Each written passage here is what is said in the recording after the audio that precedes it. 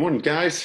Hey, welcome back again. Here we go. It's Monday, Tuesday, May 5th. So we're into May and things are looking good. I hope you all had a great break and we had a good first week. I want to make sure we stay focused and let's finish strong.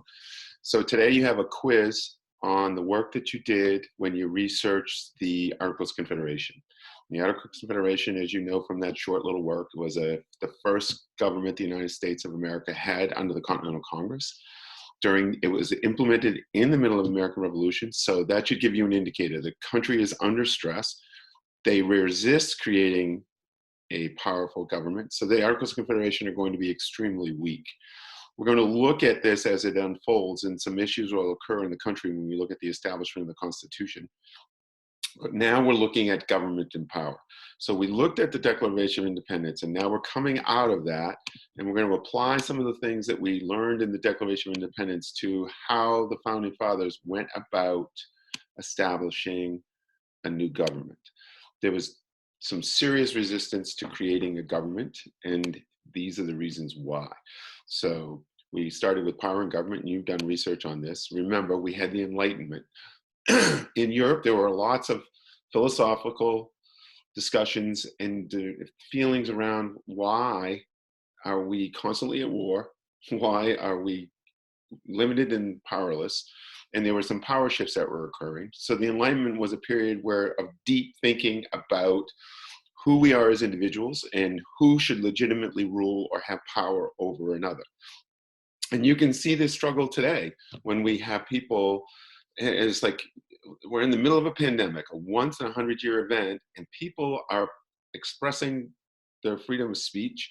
They're expressing that they want their liberties and their freedoms. This is something that we have accepted and we live with, and it's totally understandable, even if we don't, personally, we think that they're putting themselves at risk and putting others at risk because your personal liberties do not allow you to do that. We'll explore that deeper.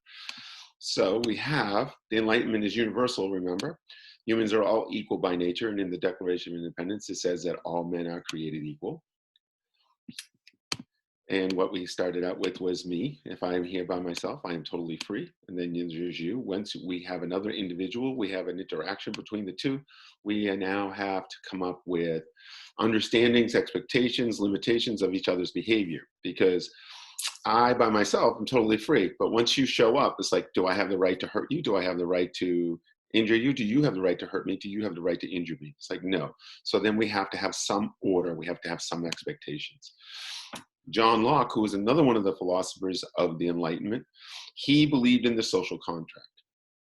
Basically, we the people, if we are truly free, in order to live in a well-organized and socialized environment with safety, will transfer our power to government. So we will transform some of our powers. We will limit some of our rights to others, government, and government will provide us with security. Think about what it says on Portland police cruisers and what the motto is for almost every police force in the country. It is to serve and protect. Who does it serve and who does it protect? It serves the people. It protects the people's rights. And who are they protecting it from? They're protecting it from us and from each other. And we have to safeguard that. So John Locke believed in the social contract. Now this Declaration of Independence, building upon that enlightened thinking, the social contract, the idea of freedom, that states clearly that all people are equal, that we have the inalienable right of life, liberty, and the pursuit of happiness, and that they hold these truths to be self-evident that all men are created equal. It also states that government derives just power to govern from the people. And you cannot have a just government, a legitimate government, if it doesn't have the consent of the people. And this is in founding documents, Declaration of Independence. So the question, the power to govern over all people is established by law. Who created that law? Who established that system? The people. This is an evolution of an idea away from the big man rules or the absolute king or dictatorial power. It is convenient, but it is not as effective. So here we have power. We're really talking about power and what it does and how it works. So power is invested in government, and government has authority. Power, there is power in government. If we think about our resource officer black in school, he wears a uniform, that's required. He has to come to school. He's the only one in school who has a weapon, who is legally and required as part of his job to carry a weapon. He has the power of lethal force. So we have two concepts here, right? We have voluntary compliance. I mean, you think about this. I mean, I'm not a lawbreaker. You're not a lawbreaker. If I get a speeding ticket, the police give me a speeding ticket. But most of the time, I follow the law. Why? Because it's my government. It is a reasonable expectation that we all drive the same speed, that we all obey stop signs, that we all obey red lights, green lights, that we all follow the rules of the road. This is discard. That's the social contract. So we have this idea of like, yes, we're going to give up a little bit of our freedoms. Yes, I could run the stop sign, but I might injure somebody. So we're going to give up of a little bit of our freedom to government. The other thing that we give to is like, we have voluntary compliance, but what about those people who refuse to follow the rules? Then we can have brute force compulsion.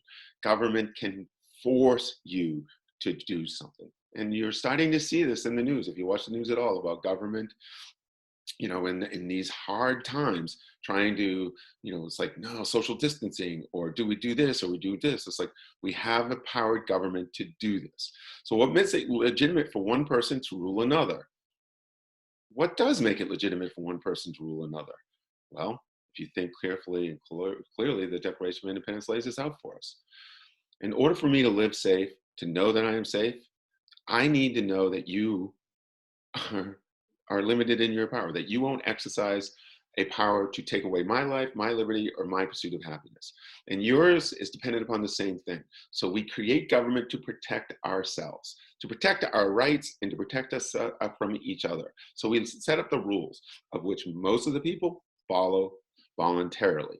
We also empower government with lethal force. The danger with this is when you create government with power, it's what human beings do with power. And we'll explore how how power reveals human character and the concerns that we should have constantly about creating a government with power. So now you're into your questions that I had for your homework. So that sums up where we're at with a quick explanation of the Declaration of Independence and how this folds in. Remember, this is important. Government derives just power to govern from the people. We give consent. We are following social distancing by choice. And yes, people are protesting. But those people who are protesting, I read an article, Harvard did a study for 50 states, 81% of the people in this country want us to uphold social distancing expectations. If 81% believe in social distancing and we have a couple hundred people, I'll even say 1,000 people protesting to loosen it up, that is not representative of the will of the people. But they do have a right to express themselves, and I do understand the things that are undergoing. We all need to be aware of how this is unfolding. So this is designed to help you figure that out and to put some of the principles that we've got from the Declaration of Independence into context. Don't forget to take your quiz today, and I will post another video on the transition to the Declaration of Independence.